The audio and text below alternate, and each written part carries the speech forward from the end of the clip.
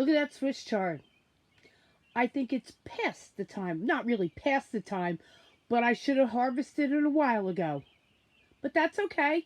We're just going to cook it up and see what I'm going to do with it. Am I going to can it, freeze it, or what am I going to do? Hi, welcome to Paletti Rosa Homestead. How's everybody doing today? Well, I didn't get out a video yesterday. It poured all day. Just poured. So I was in the house attacking the house, washing floors, just cleaning everything I could clean. So I was really excited about that. But today, if you looked at the first picture, you will see my lemon balm and my mint is going crazy. So I have to harvest mint, I have to harvest lemon balm, I have to harvest Swiss chard, and I have to harvest horehound. All of them except the Swiss chard have to be dehydrated. I use them for making teas, and we will get into that later. Okay, so don't go anywhere. Come along and join me, and let's have some fun. Okay? Be right back. I should have made this, I should have lined it up differently, but I didn't. Basically, I have a salad spinner that the top broke. So when I go into my greenhouse, I use this when I harvest and put it all inside. So when harvesting Swiss chard, now Swiss chard tastes exactly like spinach in my opinion. My husband says it tastes better. But you just cut off the leaf. You don't cut off the stem. And Swiss chard could be used as put in a salad. And don't, buddy, get out of the picture. Nobody wants to see you. Hey. So you don't want to do the stem. The stem isn't the greatest part to eat. But you could put it in a salad. You could turn around and use it like you would spinach. You could put it in soups, stews, really anything that you would do with spinach. And you may be thinking that you are harvesting a lot, but all this is not really going to be that much. It would probably cover 2 dinners. I like mine cold. My husband, he likes it hot like spinach.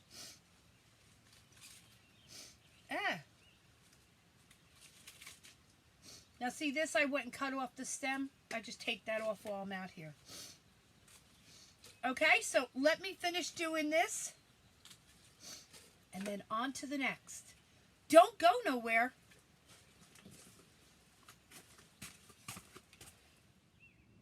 So this is the amount of Swiss chard that I harvested. And believe me, I have pushed it down. So there is quite a bit.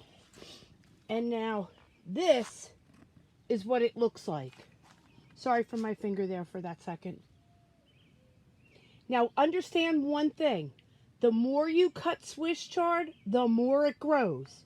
So when you've had enough and you don't want to cut anymore, don't cut any down. Let it turn into seed and reseed for yourself. Let's take this inside and get it going. So here's my new salad spinner. This one's got the little notch on top. And you just press it down and it spins. It's a little bit bigger than my last one was. So what I want to do is I want to wet this down first, get it nice and wet, and then spin it and get a lot of the water out. Now, I have done in the past where I'll take a bunch of this here, and it works both ways, and wet it right in here.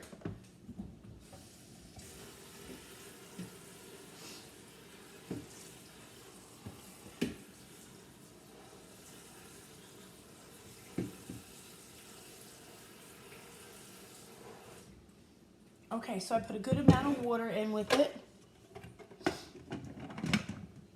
Fit the top on. And see how it's spinning it? So it's getting any dirt and stuff off of it that doesn't belong on it. There's a little button here I can press to stop it. Then what I'm going to do is I'm going to dump out the water and then spin it again to try to dry it out. There wasn't that much dirt in there.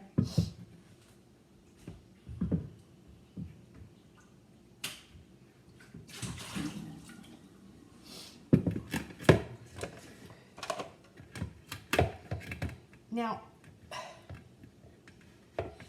you have to do this for cleaning purposes. But then after the cleaning is done, I don't have to really turn around and spin that much because it's going right back in water.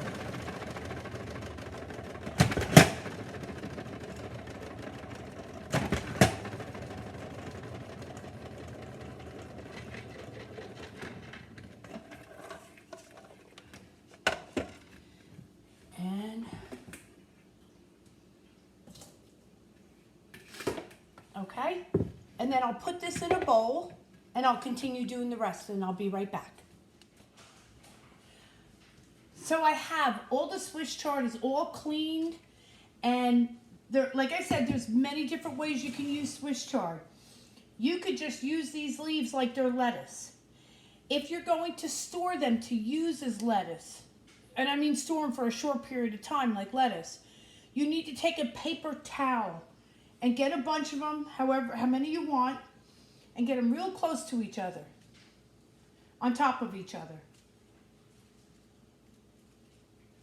And then roll them in a paper towel, because the more wet they are, the quicker they will not be good to use as lettuce. Today I'm using it to cook down as like a spinach. So I have my pot here, and it's like a double broiler with a strainer attachment.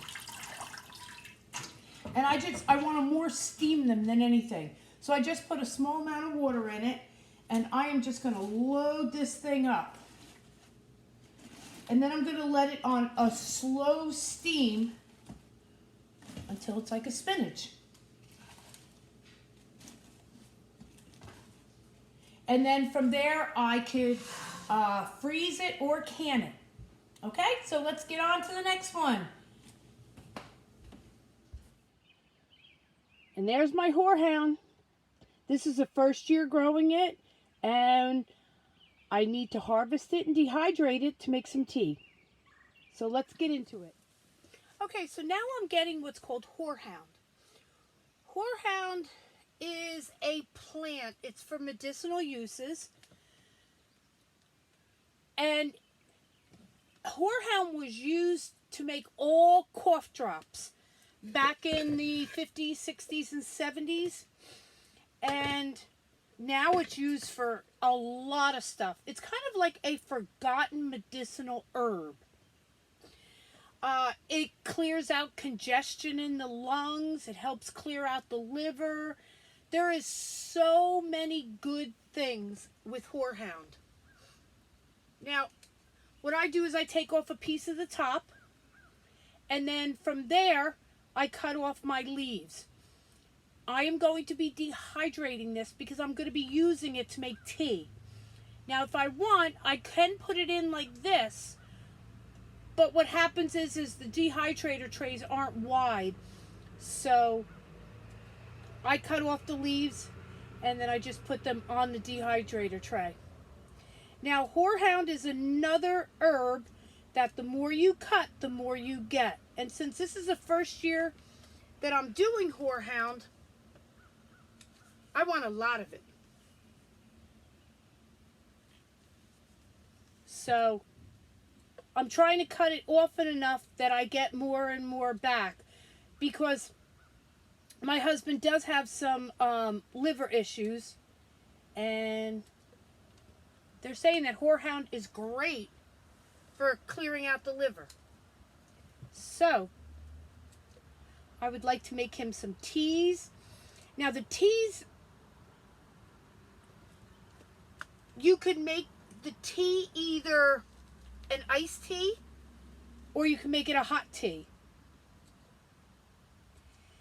And what it is you use 1 ounce of the dehydrated leaves to a cup of water.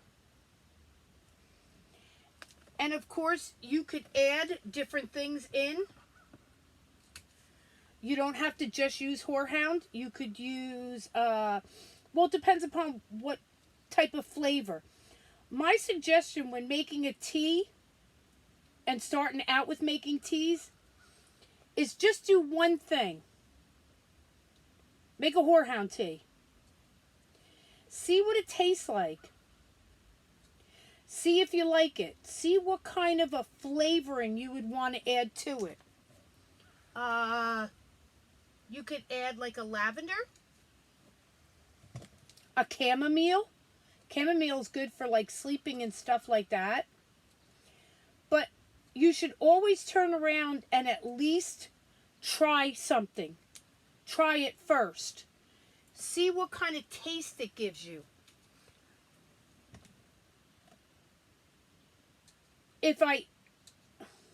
Let me see, do I have a small one?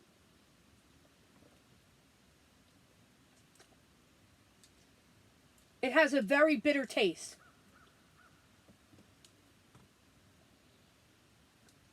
So, I would think that you would want to put like a honey in with it.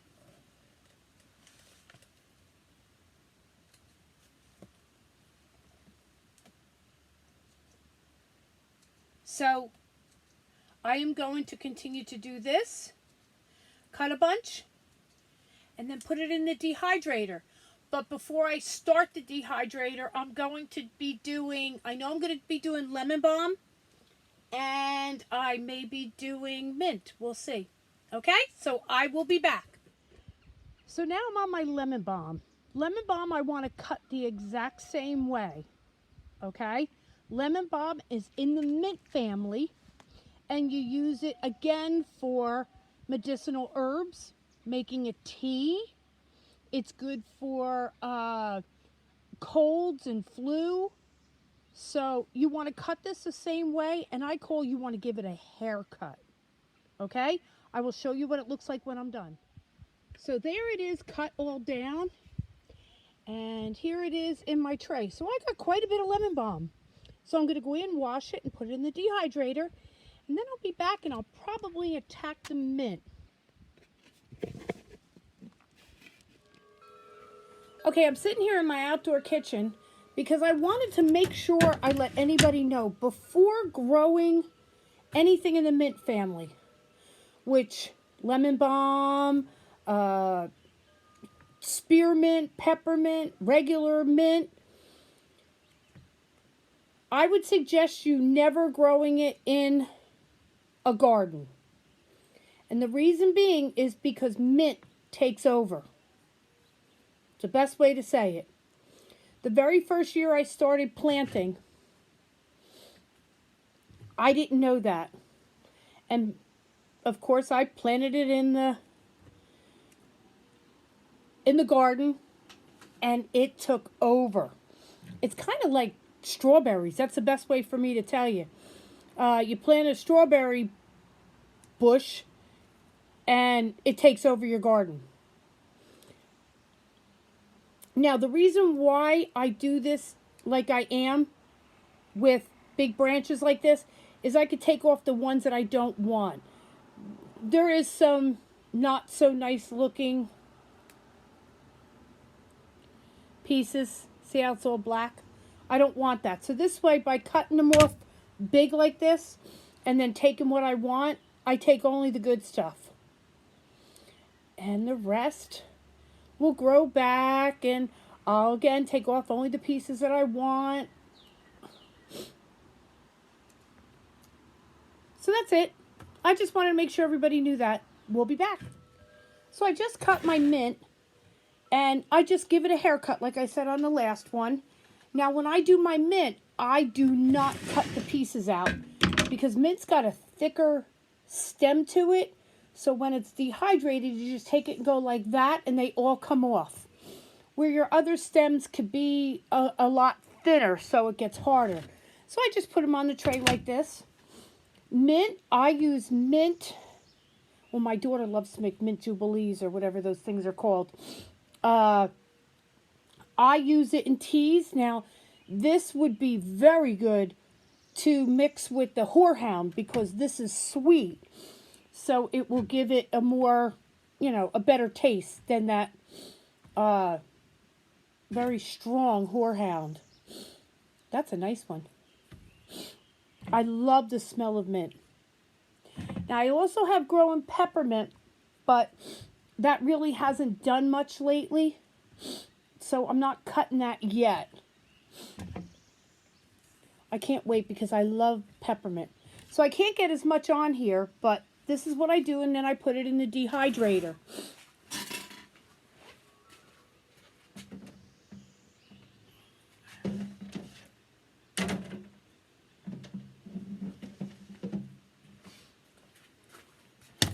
And that's about it for today. I just wanted to show you some things that I do, how I use my different herbs. If you have any questions, please feel free to comment. I'm so happy I have a girl, Kitty, and Kitty comments all the time for me. So thank you all for watching. I hope you enjoyed it. I look forward to doing some more, hopefully on Wednesday. I'm sorry, on Saturday. And we'll see how things go. Thanks, everybody, for visiting the Paletti Rosa homestead, and I look forward to seeing you again.